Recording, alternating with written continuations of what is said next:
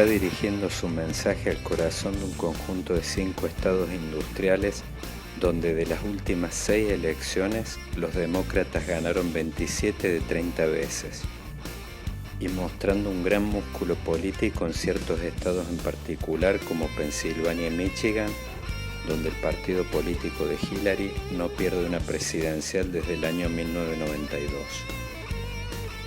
En tal sentido, una gran curiosidad de esta elección es que Trump esté apuntando a construir un vínculo estrecho con una franja de votantes nostálgicos de los viejos tiempos de la industria Made in USA, provenientes de estados que hasta el presente vinieron votando con consistencia a favor del Partido Demócrata.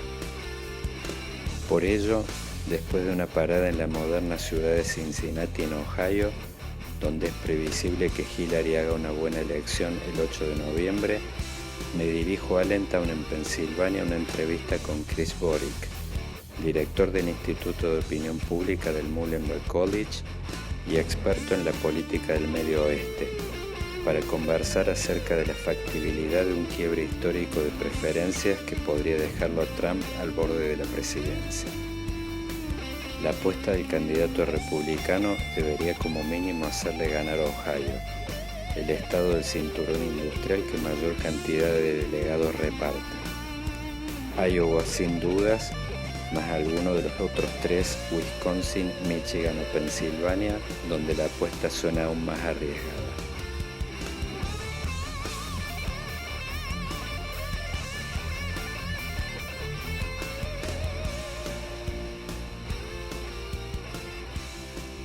In this particular election cycle, Donald Trump seems to be at the precipice of a realigning of the Republican Party.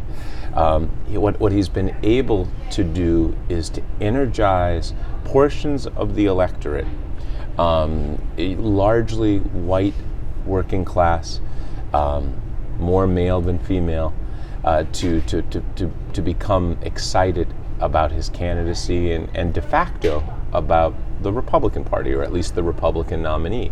So he's been able, in many ways, to bring a group in that has been, over the past, tenuously associated with the Republican Party.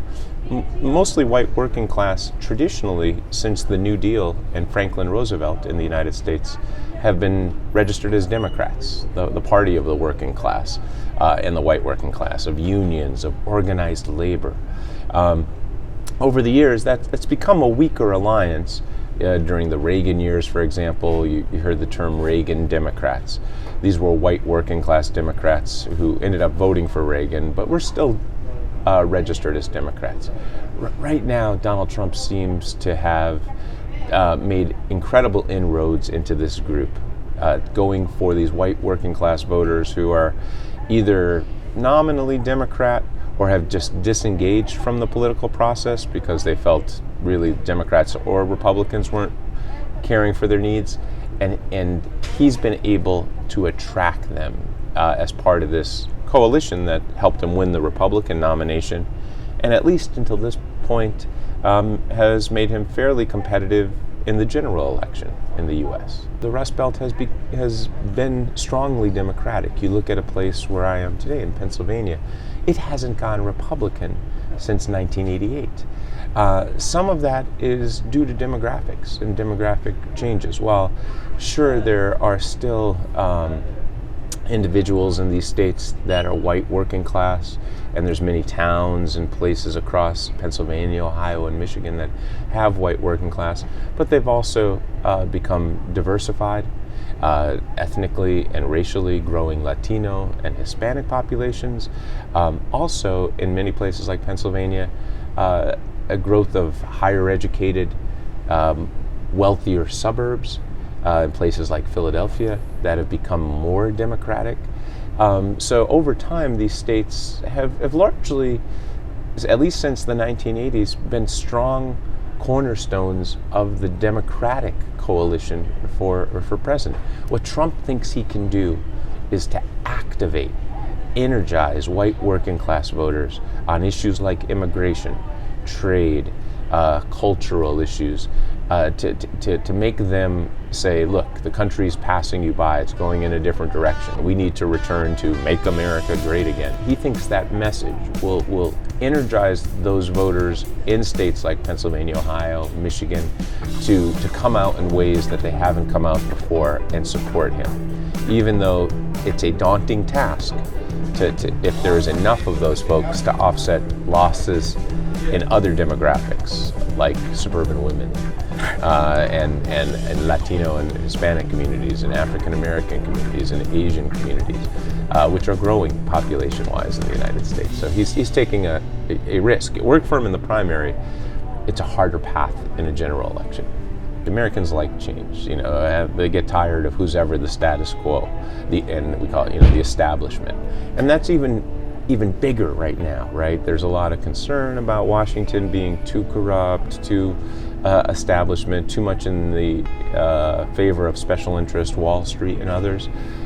So there's this headwind that always makes it tough to win a third term.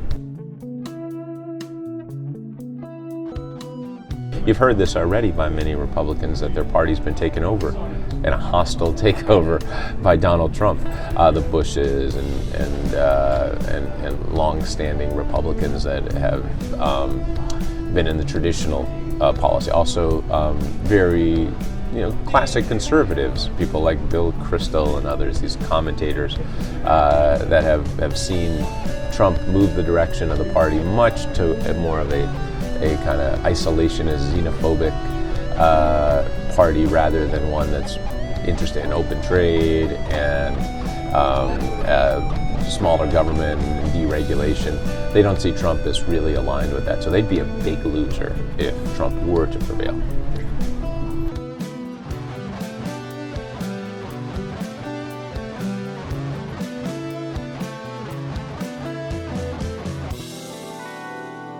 Well, there is a nostalgia about the time, as Trump says, when America was great, when America could provide jobs that it would enable most Americans to live as members of the middle class.